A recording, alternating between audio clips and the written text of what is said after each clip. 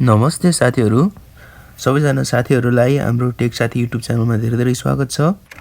आजको यस भिडियोमा चाहिँ हामीले इमर्जेन्सी लाइसेन्स चाहिँ कसरी बनाउने भनेर सिकाउँदैछु।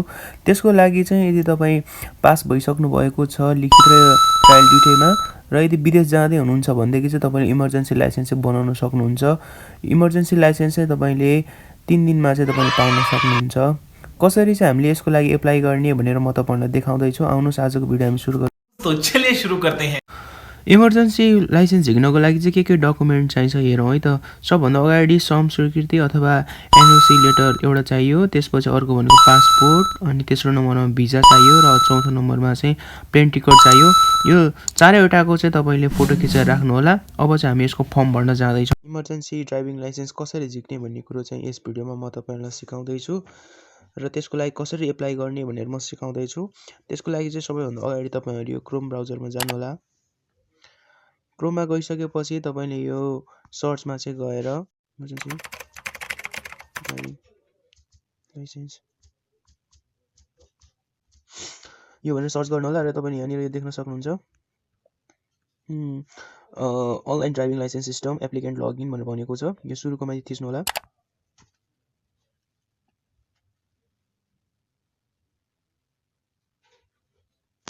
यस्तो खाले इन्टरफेस आएको छ। मोबाइल नम्बरमा आएको छ। यहाँनिर चाहिँ आफ्नो मोबाइल नम्बर राख्नु होला।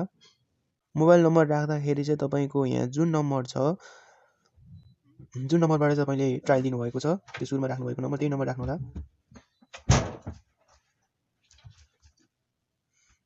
क्याप्चा फिलअप गरेर चाहिँ नेक्स्टमा थिच्नु होला।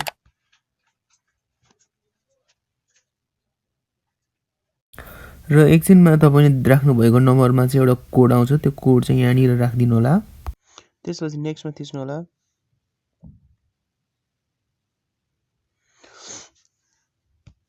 अब चाहिँ तपाईँहरूको अगाडि यस्तो खाले इन्टरफेस आएको छ।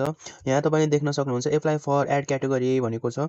यो भनेको चाहिँ यदि तपाईँ आफ्नो लाइसेन्समा चाहिँ बाइकको छ भनेदेखि बाइकको अथवा गाडीको केही थप्ने त्यस्तो छ भने यो यसमा तपाईँले थिच्ने हो। अर्को भनेको यो लाइसेन्स डिटेल्स भनेको छ होइन। यो चाहिँ तपाईँको लाइसेन्सको विवरणहरू हेर्ने यहाँबाट हो। तपाईँको लाइसेन्स चाहिँ तपाईँले यहाँ रिन्यू गर्ने भयो, यहाँबाट भयो। अर्को भनेको चाहिँ यहाँ स्मार्ट फास्ट कार्ड प्रिन्टिङ भनेको छ यहाँ। अब हामी पनि यसैमा थिच्दैछौँ। तपाईँहरूले पनि यसैमा थिच्नु होला। अब तपाईँहरूको अगाडि यस्तो खाले इन्टरफेस आउँछ। अब यस्तो खाले इन्टरफेस आइसकेपछि यहाँ छ रिजन भनेको छ। रिजनमा चाहिँ तपाईँहरूको चाहिँ किन तपाईँ यो लाइसेन्स इमर्जेन्सी लाइसेन्स झिक्दै हुनुहुन्छ त्यो यहाँनिर राख्नु होला। जस्तै अबाउट वर्किङ हो कि तपाईँ अब स्टडिजको लागि हो कि के हो त्यो यहाँ राख्नु होला। म अहिले अबाउट वर्किङ राख्दैछु। अब यहाँ अर्को तपाईँले देख्न सक्नुहुन्छ यहाँ चाहिँ अर्को चाहिँ छ हामीले यहाँ डकुमेन्ट राख्नुपर्ने बेला आएको छ। यहाँ चाहिँ वर्क पर्मिट, श्रम स्वीकृति अथवा एनओसी लेटर के हो त्यो यहाँनिर तपाईँले राख्नु होला। चुज फाइलमा गएर यदि तपाईँको 1 MB भन्दा ठुलो चाहिँ डकुमेन्ट छ भनेदेखि यहाँ लिँदैन। त्यसलाई चाहिँ तपाईँले रिड्युस गर्नुपर्ने हुन्छ, त्यसलाई घटाएर राख्नुपर्ने हुन्छ। तपाईँले त्यो चाहिँ नेटमा गएर फोटो रिड्युसर भन्नेमा रिसाइजरमा गएर तपाईँले गर्न सक्नुहुन्छ। अर्को यसै गरी यतापट्टि पासपोर्ट फोटो भनेको छ। यहाँनिर पनि तपाईँले आफ्नो डकुमेन्ट राख्नु होला। त्यसै गरी अर्को चाहिँ यहाँ चाहिँ छ हाम्रो भिजाको कपी। यहाँ पनि भिजाकोमा पनि तपाईँको भिजाको फाइल चाहिँ तपाईँले यहाँ राख्नु होला। 1 MB भन्दा ठुलो नराख्नु होला। र लास्टमा चाहिँ एयर टिकटको पनि फोटो राखिदिनु होला। यसरी सबैवटा राखिसकेपछि चाहिँ तपाईँले हियर आई क्लेम भन्नेमा यसमा टिक लगाएर सबमिटमा थिच्नु होला है त। यति भइसकेपछि चाहिँ हाम्रो फाइल चाहिँ सबमिट हुन्छ। यसरी तपाईँहरूले फर्म भर्नुभएको लगभग 3 दिनपछि चाहिँ तपाईँको लाइसेन्स चाहिँ प्रिन्ट हुन्छ।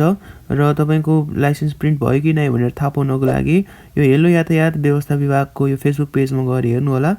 र त्यहाँ चाहिँ तपाईँको प्रिन्ट भएको लिस्टहरू निकाल्छ। लगभग 3 दिनपछि तपाईँको चाहिँ प्रिन्ट हुन्छ। त्यहाँ लिस्टमा आफ्नो नाम छ भनेदेखि तपाईँको प्रिन्ट भइसकेको छ। र त्यो तपाईँलाई कलेक्ट जानको लागि चाहिँ तपाईँले अघि भरेको सबै कागजातहरू र पास भएको डिटेल कागजहरू चाहिँ तपाईँले लिएर जानु होला। र डिस्क्रिप्सनमा पनि राखिदिएको छु, त्यहाँबाट चाहिँ फलो गर्न सक्नुहुन्छ है त। सो थ्याङ्क यू साथीहरू भिडियो अन्तिमसम्म हेरिदिनु भएकोमा। र यस्तै अन्य भिडियोहरूको लागि च्यानल सब्सक्राइब गर्नु होला, मन परेमा लाइक गर्नु होला र कमेन्ट गर्नु होला।